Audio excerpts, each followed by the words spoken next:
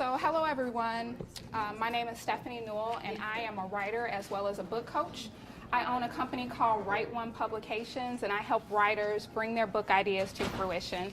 So today's session is going to be all about writing your first book. We're going to cover a lot of information in a short period of time. But before we do that, I want to kind of walk through so you know where to find me on the internet. So my website is writeonepublications.com, and if you go on there, you'll see that I offer a variety of different services, from manuscript critiques to phone consultations. I also do book marketing services and different things of that nature. I also run a blog, the Write One blog, if you're looking for tips on how to get started writing, book marketing, self-publishing versus traditional publishing, copyrights, ISBNs. It pretty much covers the gamut there. TheLifeOfAWriter.net is my personal blog. I also do a YouTube channel. If you're just looking for quick 3 to 5 minute videos on different topics, I do that there as well. And then the rest is my social media as well as my email address. I encourage everyone to go and sign up for my email list, and if you do, you'll get a free copy of my ebook, which is Finding Beta Readers, which is beneficial for anybody that's looking to write their very first manuscript. And then also I'm offering everyone a free 30-minute consultation. So basically what I'll do is I'll ask you a series of questions to kind of help me understand where you are with the writing, and then we'll work together to kind of determine what kind of help you need in order to get started. So you can schedule a consultation between the hours of 11 and 5 p.m. Eastern Standard Time. Okay, so a little bit about me. I have been a professional writer since about 2000. I started writing for Unrated magazine, which is an entertainment magazine where I handle like red carpet events, concert reviews, CD reviews, and things of that nature. And about 2006, I got the idea for my very first book called The Buzz, and I started writing it, and it took me about 2 years to write it. It took me a really long time to write it. Now, the reason why it took me so long was because I was a very new writer. I had been writing professionally, but I had never written a manuscript before. I was working a full-time job. I was going to school full-time. I was blogging. I was a mom. And I really didn't know how the whole process went at that particular time. So it really took me a long time. When I got to about a year and a half into the process, I said, I have been writing this manuscript for so long, and I didn't want to be one of those people that had a computer, had my manuscript on my computer, but never did anything with it. So I really kind of tried to speed things up and get things done. So around 2008, I had to make a decision about whether or not I was going to self-publish or traditional publish. And then, you know, self-publishing wasn't as popular as it is now. It's more of a norm now. So I had all these preconceived notions of what self-publishing was. I thought it meant that I had to go stand in Walmart and sell my book or something. And so I finally made the decision, and I said, okay, I want to traditionally publish. And so I sent out a couple of query letters because, of course, in order to have a traditionally published book, you have to have an agent first. So I sent out a couple of query letters, and true to my personality, I continued to do research to try to figure out if that was really the right decision for me. As I started to do more research, I realized that whether I was traditionally published or self-published, it would require me to have to do the majority of the marketing, and that really kind of changed my idea about whether or not I was going to self-publish or traditionally publish. So I stopped sending out query letters, and I decided that I would put the book out on my own. And about the early part of 2009, I released my very first book, and to great success, as it was self-published. So I was featured on television, radio, magazine, newspapers, and I had a really good response from it. And then in 2009, I co-wrote a book with another author, and again, we had a lot of success. We were asked to speak in New York at the Madison Square Garden. We had a news crew come out and feature us, and it was just a lot of success around the book. So people started asking me, how were you able to do that? And so I started a blog, and when I started the blog, you know, everyone was like, that's great information, what else can you provide? So I started Write One Publications, which is a book consulting company, and I have been helping writers for about 6 to 7 years to bring their book ideas to fruition as well. So I'm assuming that everyone in this room has a desire to at least start a manuscript or complete a book. So that's what we're going to cover today. So here's some of the things that you're going to learn. You're going to learn how to bring your book idea to fruition, how to outline your manuscript, how to make time for writing, manuscript formatting, how to get your idea onto your computer, how to cater to your target audience, how to choose between self-publishing and traditional publishing, and then the basics of editing your first draft and manuscript critiques. So if you're considering writing, you have a decision to make whether or not you want to write fiction or nonfiction. And some people in this room have an idea for both books. So I'm going to kind of talk about both of them. And just briefly, here's what fiction covers. So fiction covers novels, novellas, and short stories. They're going to be made up of characters and a made-up series of events called the plot. And then in addition to the main plot, you're going to have one or more subplots. Fiction also includes conflict and setting, and it's going to be told from a point of view which is usually first-person or third-person point of view. And most of the time, it's going to have a theme or a message about life.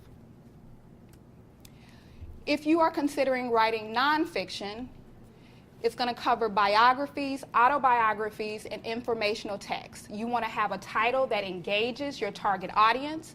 You want well-written, factual information. The writer is going to be an expert or has extensive experience in the field or subject matter that they're writing on. It should be well organized, and nonfiction will deal only with real people, real events, and real ideas. And so this is going to be narrated from the point of view or perspective of the author, who is a real person. So just to get an idea of where everybody is, how many people here are interested in writing nonfiction? Okay, good. And then fiction? Okay, so I'll talk a little bit about both. So when you're writing your first book, you want to kind of hone in on the very main idea that you want to write about. So that's the first thing you want to do, and make up your mind whether or not you want to write the fiction book first or the nonfiction book. So a lot of you have ideas, and you're wondering where you get additional ideas. How you get additional ideas or about your book is, first off, if you are a blogger and you already have a target audience, a group of people that are coming to your blog every day, your ideas are going to be found right there on your blog. You know, when I first started blogging, I had people coming into my comments section and they would write me questions. And the questions that I would see over and over again were the ideas that I knew that I needed to expound upon with my book. Another great way to get ideas is to utilize your email list. So reach out to your email list and ask them, you know, what ideas or what subject matters would you like me to speak on? Ask them about their challenges, and that's another way to get ideas. An additional way to get ideas is Yahoo Answers. Yahoo has a section on their website where people can go on and ask questions about whatever topic that you write about. So in my situation, I went and looked up writing and book marketing and all these different things, and the questions that I saw being asked repeatedly were the things that I wanted to focus upon in my particular book. And so that's something else you can do. Google is another great way. So if you're writing about a certain topic, go right into your Google and put it into the search bar, and those first 5 or 10 things that drop down first, those are the ideas that people want to have information on. So that's another way to do it. If you are writing fiction and you're looking for ideas, draw upon real life. As I said, my very first book was fiction, and how I came up with ideas was that I was freelancing in the entertainment industry, and I was being exposed to a lot of different things, celebrities and social media, and I took the two, married them together, and I created my very first book. So you can draw upon real life, your friends or families, situations, or things that are going on. Okay. So how to avoid writer's block? You know, as you start writing, it's inevitable that it's going to happen. There are some people that don't believe there's a such thing as writer's block. I do, because I believe writing is very creative, and when you get into something creative, it's really kind of difficult to always have that on, you know. So sometimes you're going to go into a writer's block. My suggestion for writer's block is to have a good idea of what you want to write about. When you have a good idea of what you want to write about, it's easier to work through that process. And if you don't, and if you do still get writer's block, I would suggest that you just go back through and do edits or do something else so that you can work through that writer's block that you're experiencing. I'm going to talk very briefly about choosing a book title because I noticed, having done this for some years, that most of the time people have an idea of what they want to call their book. But I want to encourage you to give a lot of thought to the title that you give to your book, because your title is what's going to draw your target audience in. Much like SEO for a blog or for a website, the title of your book is going to contain keywords that attracts your target audience. So you don't want to choose something that's so obscure that your target audience doesn't know that it's for them. And you also want to choose like a subtitle as well so that you can continue to draw your target audience in.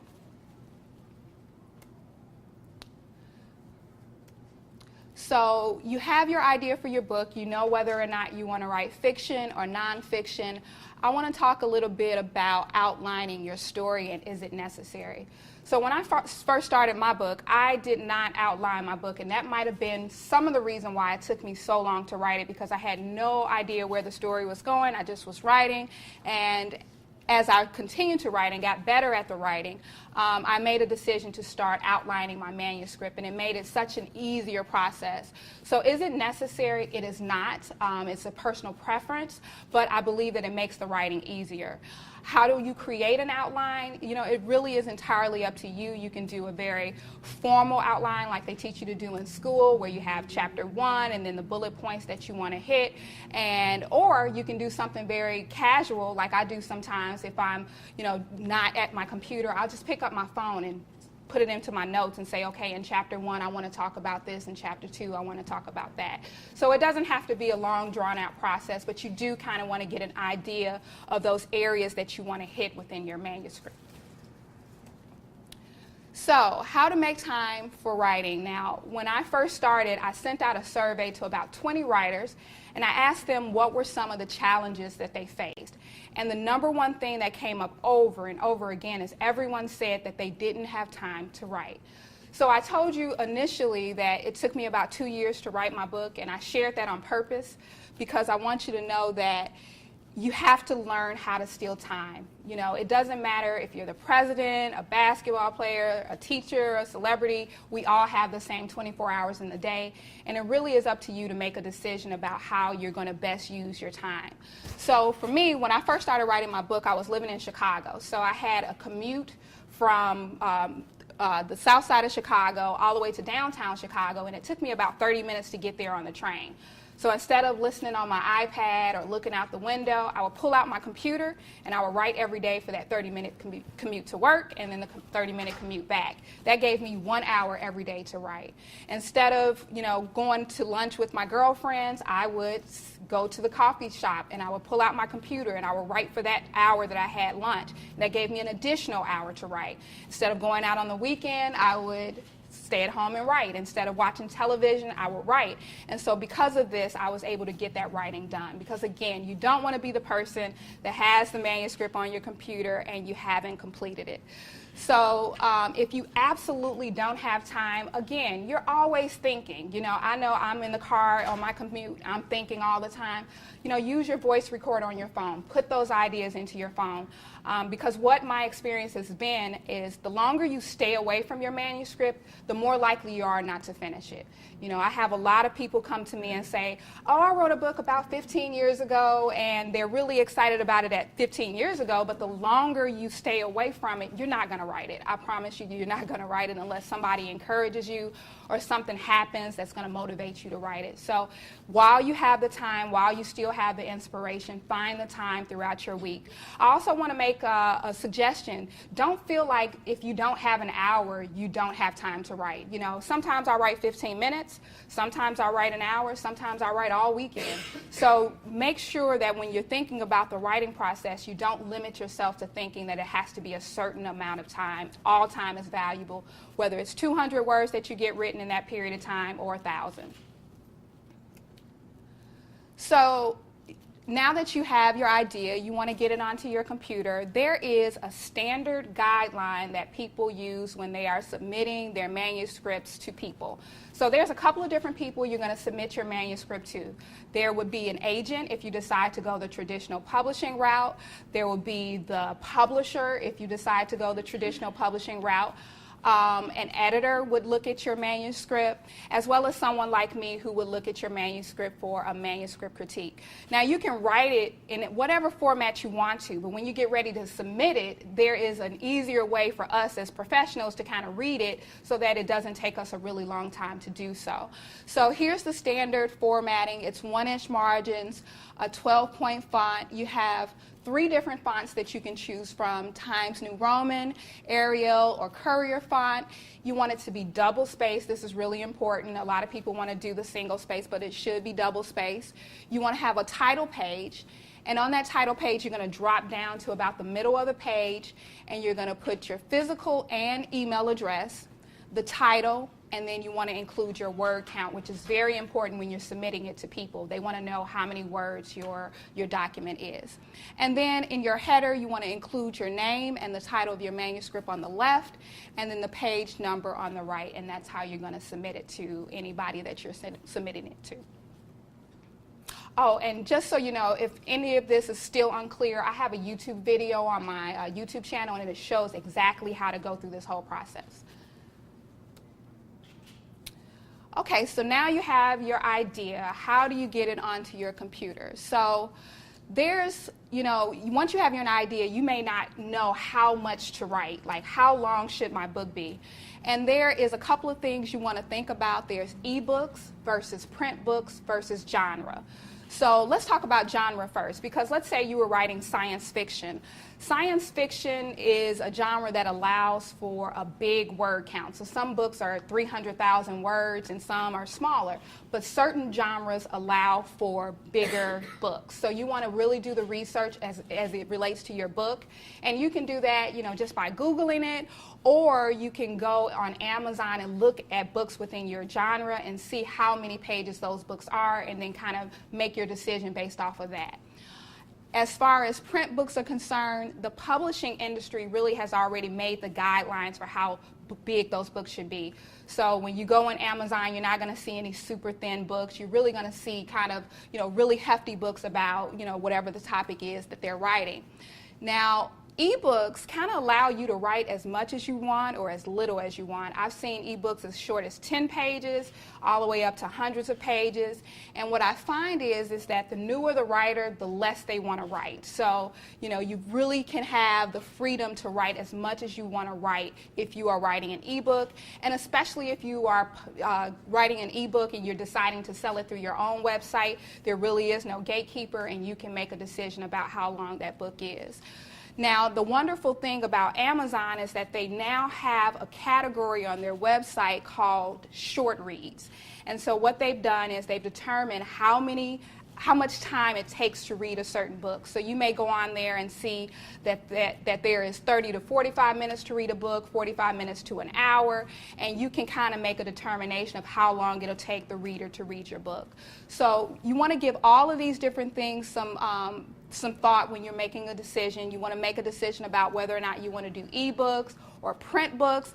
My suggestion is if you are a nonfiction writer, you should probably consider doing both, because you can obviously sell your books at events and speaking engagements. You can sell it to your clients. And then ebooks, anybody within the world obviously has access to your book, and you can definitely take benefit from that.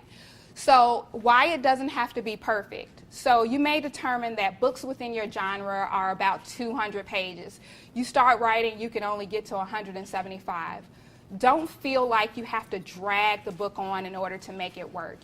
If you have said everything that you needed to say within that period of 175 pages, then end your books. It doesn't have to be perfect. Just do the best that you can. Okay, so we're going to talk a little bit about catering to your target audience. And we want to talk about it in 2 ways, both the writing and the book marketing. So we've already talked about how you use your audience to determine the topics that you're going to talk about. We want to also talk about book marketing, because as someone has done this for quite some time, I find that people wait until their book is complete to tell anyone in their target audience about their book. And that is a mistake, because then you don't have anyone to sell the book to. So you want to draw the readers in from the very beginning, especially if you have a blog and you already have a built-in target audience, or you have an email list that you're sending out to, just start to groom them and let them know that you have a book coming out. You can talk to them about the writing process. You may want to share a chapter, but start to groom them so that when you are ready to publish your book, you have somebody to actually market to. Now, as beginning writers or new writers, you probably feel like the writing is the hard part, and I'm here to tell you that that is absolutely the easiest part. The challenge is selling your book to somebody, you know. So you're going to think that, okay, I can sell it to my friends and family, but once those 10 or 15 people buy your book, and that's what everybody says, they say, I want to sell it to my friends and family, but once you sell it to those 10 or 15 people, you need more people to sell it to. So that's when that book marketing comes in. That's when your title begins to get important, and all of those things are factors in how you continue to sell your book. So ways to determine who's a part of your target audience. So I always hear from new writers that my book is for everyone. That's like the most common statement I hear made. And while that may be true, there is a smaller audience that will benefit the most from your book. So we kind of want to look at it like this funnel here. Now, I'm going to use myself for an example. I obviously target writers. So if I were to have a funnel, there's a whole bunch of writers that could fall into the top, but I want the writers that are going to fall at the bottom. So my specialty and my brand is helping new writers. So those are the people that are going to fall at the bottom. Will the people at the top buy it? Absolutely. Yes, they will. But my niche market is those people that are going to fall through at the bottom. So you really want to make sure when you're thinking about your book that you don't say or subscribe to the theory that my book is for everyone, because your book is going to be for a smaller target audience that you want to market it to, and those are the people that you're going to market your book to, and those are the people that will go out and champion your book and tell more people about your book and help you to sell it. So choosing between self-publishing and traditional publishing. So this is one of the major decisions that you're going to have to make as a writer, and there is no right or wrong answer. Traditionally published is generally going to be a longer route. It's going to take you probably 1 year to 2 years in order to get that done, because you're going to have an agent, and then that agent, first off, you got to get the attention of the agent. That's the hard part. And then once you get that agent, they're going to sell your book to a traditional publisher, and then that process takes about 1 year to 2 years depending on the publisher. You possibly will receive an advance. It kind of varies for new writers. You can get a couple $1,000s, maybe up to about $5,000 depending on your manuscript. They will handle for you your editing, your book covers, your book tours. They kind of act as your team, and they're going to handle all of that stuff for you. It will require you to market. Like I told you guys earlier, when I started doing the research, I realized that whether or not I was traditionally published or self-published, marketing falls on the writer, basically. So while they will help you a little bit if you have a traditional publisher, for the most part, you're going to handle the marketing on your own. Financially or physically? Both. Physically, both. Yes, both. Mm-hmm. And then they will also help you to get your book into bookstores, which is hugely important. Now, as a self-published author, I was told that my book wouldn't get into a bookstore, but I don't subscribe to no. So I kept at it, and I made sure that my book got into a bookstore. And so one of the things that I did to get my book into a bookstore is I went to my school that I graduated, the college that I graduated from, and the bookstore that is associated with it is Barnes & Noble's. And so I said to them, I used to go to this school, I would like to get my book in here, and they allowed me to do that. And as a result, I was able to get in Barnes & Noble's. At the time, Borders was very popular, so I went to my neighborhood Borders and said, hey, I live in the area, I would love to do a book signing. I went to Costco, which is another neighborhood store, and asked them, could I come and do a book signing there? So don't subscribe to, you can't do certain things, if you choose to go the self-publishing route, because you can. And I am a living example of I was able to accomplish a lot of things that people thought that I wouldn't be able to accomplish because I was self-published. Now, as far as self-publishing is concerned, there are going to be upfront expenses. So where your traditional publisher is going to help you with those costs, you're going to have to do that on your own. So editing and book covers and things of that matter, you're going to have to do that on your own. Now, one thing I will say about the upfront expenses, cut no costs. The reason why I was able to accomplish as much as I did was because I wanted to make sure my book looked like any other book. I wanted it to compete. I didn't want someone to pick it up and go, oh, that's a self-published book, you know, and know it. So if my book sat on a shelf with someone else's book, you wouldn't be able to tell the difference. So I spent a lot of money and made sure I got a professional graphic designer, especially with the editing. People will say, oh, I'll have my cousin edit it. No, you don't want to do that. You don't want to do that because as self-published writers, you're going to be scrutinized more than someone else that is a traditional publisher. So make sure you put that money into the editing. If you don't put it into anything else, make sure you put it into the editing, because as a result, what will happen is the people will go on Amazon and they will write reviews and they'll say it's poorly edited, the grammar was horrible, and that's going to affect your sales. And people won't buy it. You know, they're going to talk about it in your comment, in your reviews, I should say, and that's going to affect your sales. So you really want to put your money into that editing and get someone who's well versed in that and knows grammar and all these different things that goes with the editing. I think there was something else I wanted to say about editing, but I'll come back to it. So self-publishing is a quicker route. You're going to be able, if you finish your manuscript today, you could get your book up on Amazon tomorrow. So it's going to be a much quicker route. There is no gatekeeper. And with that being said, take caution. Don't feel like I got it done, I need to get it up tomorrow. Really kind of take your time with it and make sure that you're putting it out there, because once it's out there, it's out there. Even though you have the freedom to pull it back, people have the freedom to leave you reviews regarding whatever you put out there. So you really want to take caution. Another great thing about self-publishing is that you have creative control. So when I was making that decision about traditional publishing versus self-publishing, one of the things that I wanted to have control over is the title of my book. I had an idea for how I wanted my cover to look, and I didn't want anyone to tell me to change it. So creative control is really important. If you have a traditional publisher, you have their experience, which is very beneficial. They can tell you what covers sell, what titles work well, and that's really great. And that's the reason why I made that statement earlier about titles. If you're not going the traditional publishing route, make sure that you are conscientious of the type of words you put in your title so that you're drawing in your target audience. Again, we already talked about self-publishing requires you to market, and can I add something? You certainly can. And take time and do a nice website. Yes. Some of those hideous websites, and let's look 10 years ago, are Absolutely. some of the best-selling authors out there. Yes. And I still have yet to find like a good one. A good website? Yeah. They look very 10 years ago. They look site builder, and most of them are spun out by the major publishers. You know. Very true, because they still don't understand the social media aspect of it, the website aspect of it, but that's a very great point, very good point. So lastly, we're going to talk about the basics of, go ahead, I'm sorry. Do you educate your clients on royalties around intellectual property? Because when I had a house, a traditional publisher come to me, any additional revenue that I would receive from using intellectual property that was in my book, the publishing house would get royalty cuts from. Okay, and they do because they put up all the upfront costs in order to, put the book out there to begin with. So yeah, that's very common. That was a huge decision maker for me. Right. About whether to go with a traditional house or self-published. So your preference was self-publishing. Yeah, mine's too. And I felt exactly the same way. That was another one of the reasons why I decided to go self-publishing, because, I didn't want to split my royalties with anyone. I wanted to have all the income come to me and, make the final decisions on everything. So great point.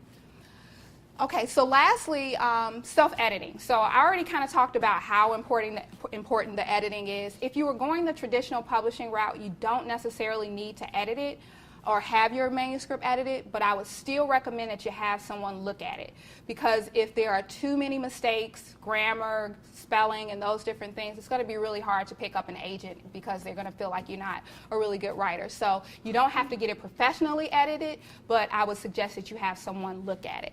So as a self-editing step, I would suggest that you use Microsoft Word and use their spell and grammar check.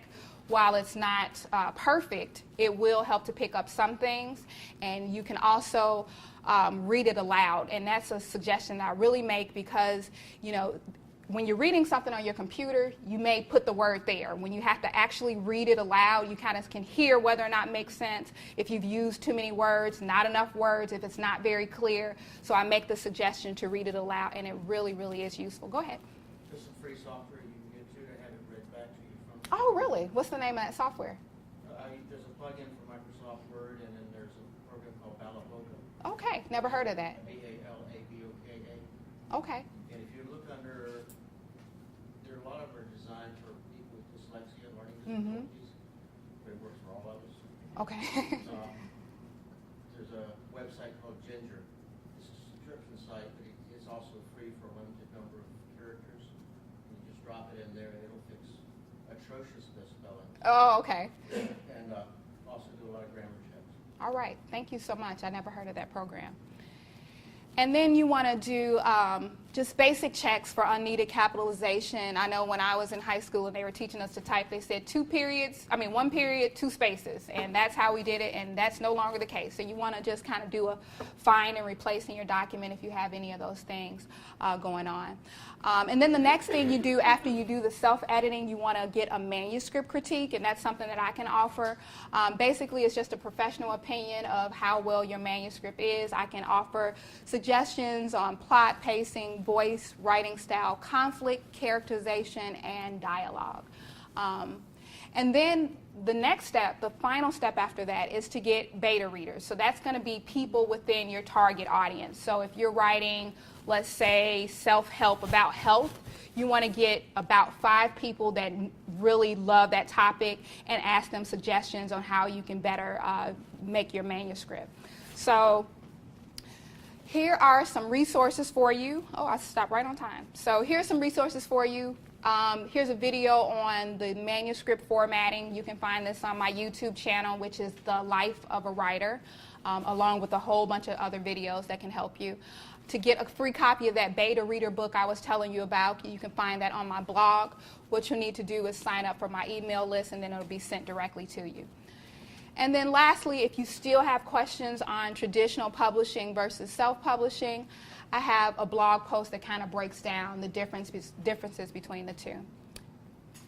So that concludes my session, and I'm open for questions. Do you have a preference on the plugin Anthologize that turns a blog into a book? I've never heard of that. Anthologize? It's relatively new, isn't it? It's been out for a couple of years, and I know several clients of mine did that. Did they? They were hosting a blog, had a lot of content, and you can even choose the category and the post, and it basically takes all your blog content, Oh, it makes it. formats it into a book. Okay. So then you can just have a copywriter and an editor just check your flow, but you're almost done. So if you've been writing and hosting a blog, you put that plug in, and it's made for WordPress and Anthologize, and it will. Never had any experience with it, but I'll look it up. Thank you. What about, Okay, can you just put your contact information? certainly can. You talk more about marketing, so now you have the book, whether it's published, whether it's self-published or a publisher, got to get it out there. Got to get it out there. So the first thing that I did was I reached out to get publicity. So you want to go to those book reviewers, book bloggers, websites, anybody that you feel will feature your book within your target audience, and then that will start the momentum. And then they'll send it out to their readers. You'll send it out to your email list. That's a way to market your book. You want to put it on your social media. You want to use tags that relate to it so that people that may not be a friend of yours can find it. It really is just about really kind of getting out there and doing the traditional stuff like book signings, book parties, asking your friends to share information, giving out business cards, whatever way you can get it out. But you want to start it while you're writing your manuscript. Absolutely want to start it while you're writing your manuscript. I was going to say, I've worked with a lot of experts in building and environmental and all of them want to write a book. And one of the strategies I've had with them that's been pretty successful is to, as you said, outline the book and all the things you want to talk about and organize it. And then as their social media, just pull things out. Right. Create like blog entries. Yes. If you're going to do a speech somewhere, write that chapter that ends up being your speech that's very focused. Get it on there, but then the real value to that is you get reaction to it. Right. So if you have a following and people are reacting to it, one post may resonate enough where that becomes your book. Yes. And then other things that are just like crickets, you're like, well, maybe I shouldn't include that. And it's a great way to kind of vet Really your is. audience. And I think most people are afraid, oh, I'm giving away all the information. Mm-hmm. Well, you're going to charge to bring it all together in a book, or to do small ebooks that are on the chapters. Yes. So you pull out and kind of get those out there and create the buzz, and then it breaks it up into pieces that most people who are really busy can handle. Very true. It's less intimidating than this giant book. Very true. And then another suggestion, I don't know if I gave this one, but if you go to Amazon, go to read people's books, you know, your competitors or who would be your competitors. Go down and read their reviews. The things that people are saying is missing from the books, that's the thing you want to write about. You know, if you go down to review sections and people are saying over and over again, well, she was talking about SEO, but she missed this point. Well, that's the thing that you want to talk about. You want to maybe offer a different perspective, be contrary to what everybody else is saying, but that's another way to come up with ideas for how to, you know, what to write about. Go ahead. I use a company called Lightning Source. And but my clients also use CreateSpace and, you know, Ingram. You know, it's a lot of different places. I wanted to use a company that I felt could make a good final copy and it looked like everyone else's book. So I From there to Amazon? yeah, absolutely, absolutely. CreateSpace is an Amazon. And yes, CreateSpace is owned by Amazon. Any more? Go ahead. What about images to support text, particularly in nonfiction? Mm-hmm. What are some good sources for that if you're I use stock photos, so I would go to just a free royalty stock photo and just make sure that you can use it for, you know, commercial release, and you know, pretty much that's what you want to do. okay? I was thinking more for like public figures and Oh, okay. Ooh, good religious question. icons. Yeah, I'm not sure about that. Actually, that's a really good question. Not very sure. What do you think about self-publishing initially to build up some sales and credibility, and then go to an agent and traditional publishing? That is very helpful. Yeah, I hear if you Google like different self-publishing stories, success stories, you will hear that over and over again. People that started off self-publishing to kind of gain the momentum, because it's a little harder now to get that traditional publishing deal. And so if you already have an audience and you feel like you can sell a significant amount of books, it's a great way to get started and kind of get the eye of the traditional publisher. The other question with printing, just about doing a press run of a certain number versus printing on demand. Right. So as far as printing on demand is concerned, you know, that's beneficial for like if you have a book up on Amazon or something like that, and then they'll print it on demand as the people order the book. As far as a big run is concerned, I would do that only if I was certain that I was going to sell those books, because a lot of times what happens is people have a garage or a room full of books because they thought they were going to sell them, but they really, you know, weren't able to sell them. So personally, I do runs if I have a speaking event or I'm going to go and do, like there's writers workshops all over the world and different things that I go to. I may do a run of 50 or so books, take them with me because I know I'm going to sell them. But as far as just housing books in my home, I don't do that anymore. I did it when I first started because I didn't know any better. But as you learn, you know, if you don't know that you're going to sell it, I wouldn't just do a run. And are there any costs associated with print on demand, upfront costs, or basically whatever they sell, they print, and you get your royalty?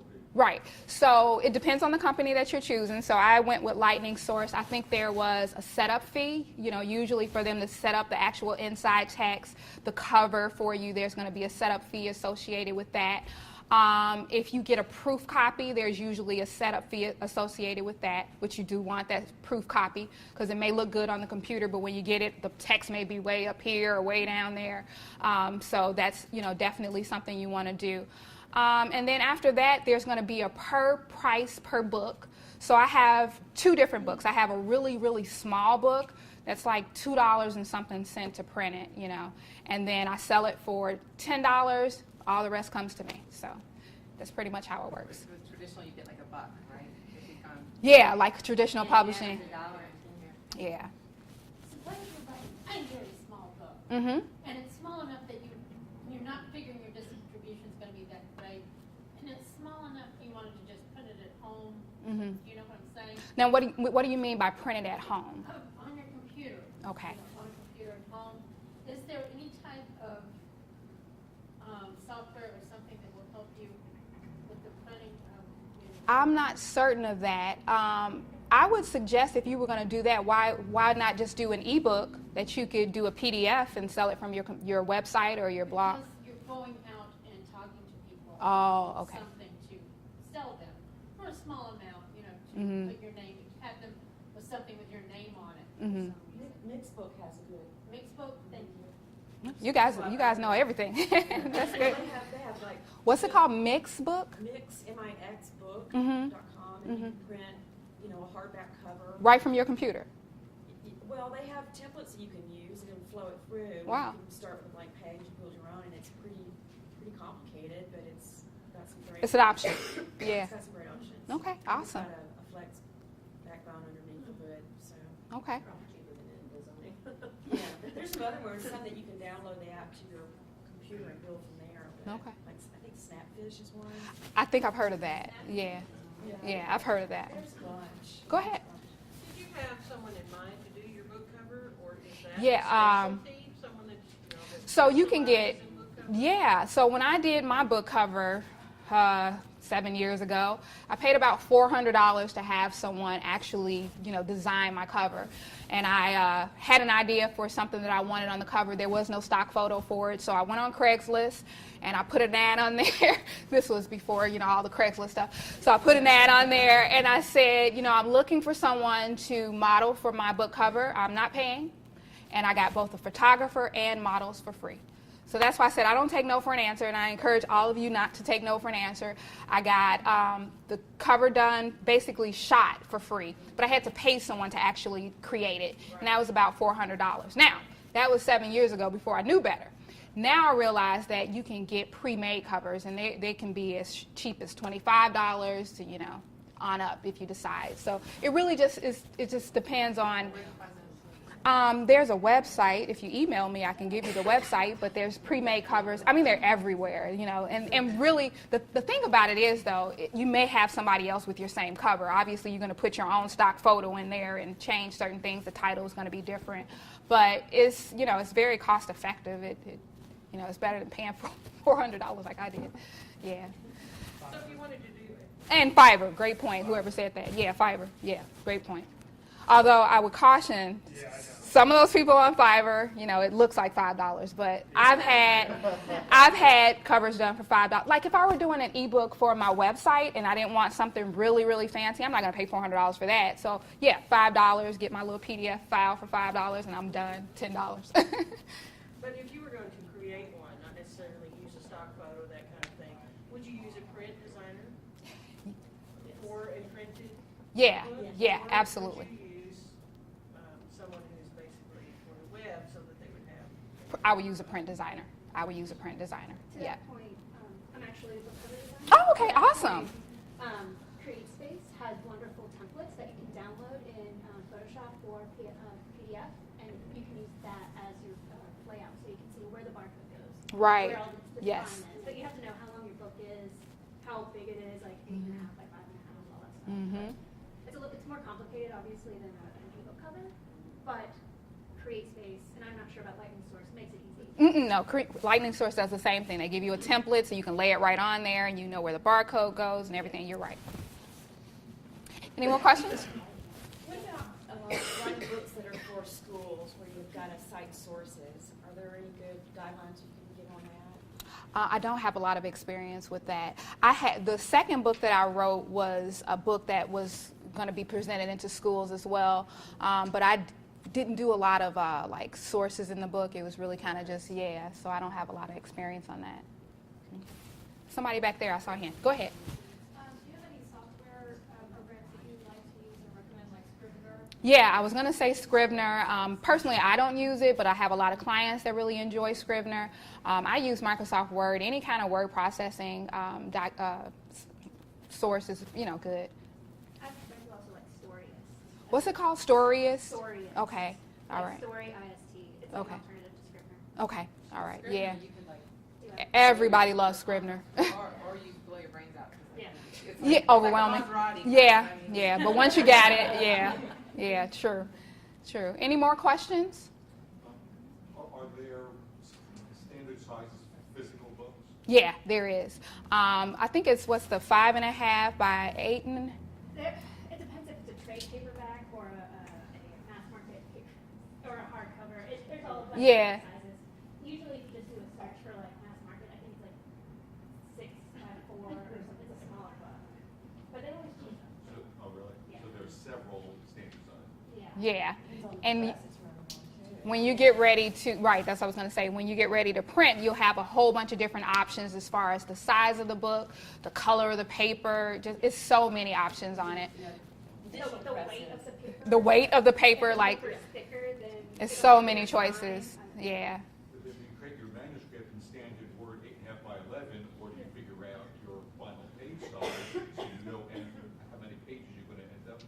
Right. So yeah, you're going to have to start it off in your Microsoft Word document in the standard size that is, and then you have to get it typeset, which depending on who you decide to have do that, they'll help you make a decision on the sizing of the page and everything. So There's a blogger, his name is like Joel Friedlander. I think if you go to thebookdesigner.com, he actually sells templates. in a blog. I actually bought one of his. I just bought one of his. I love them. It makes it so much easier, and you can do it right in Microsoft Word. Thebookdesigner.com, I think it's like a separate site. It will take you to his book template site, but it's like for $70 you get the license to apply to anything. And then he'll give you the ebook version of it, the regular version. It'll have all the fonts, everything. It's perfect. It's like so much easier. Because when I did my very first book, I actually had to buy, well, I didn't have to buy, but I decided to buy Quark Express, and I laid the whole book out myself, 2 books, and it was too much work. So, book designer, like she said, I found that. And again, these are all the mistakes I made initially. Well, not necessarily mistakes, but doing too much, trying to be every single person. And now I have book designer, and it's so much easier because you can write it. It's already set up. You don't have to have someone typeset it, which is an additional cost. For me, Quark Express was $800, so that was a huge cost, whereas you can just buy the template for $70 or whatever. And is that like bookdesigner.com or something? Yeah, it's bookdesigner.com. Yeah. Go ahead. Not another question, but a comment. Just make sure when you're having a book cover design or you're working on it yourself to look at it in the smallest size that's going to be visible to most people. Go onto Amazon, go onto Right. Goodreads, and look at them as thumbnails, because I had friends who had one design and when it was shrunk down to a black and white thumbnail, you could hardly read it. You talking about the cover? Yes, absolutely. So when you're getting your cover design, you want to make sure that it looks good. She'll tell you as both a thumbnail. Yes, a thumbnail as well as the big. Because of course, on Amazon, when your book is on Amazon, you're only going to initially see that thumbnail.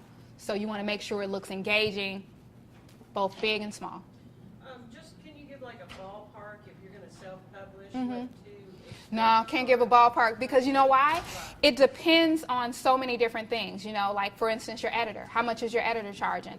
I've seen editors charge as little as a couple $100s to thousands of dollars. So it really, really depends. But I guess ballpark, it could be.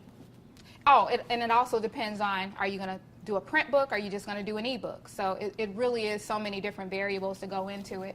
I guess a couple $100s up to a couple $1,000s. It really just depends. Depends on the cleanliness of your manuscript, Mhm. how much work the editor has to do, Absolutely. how expensive your cover designer is.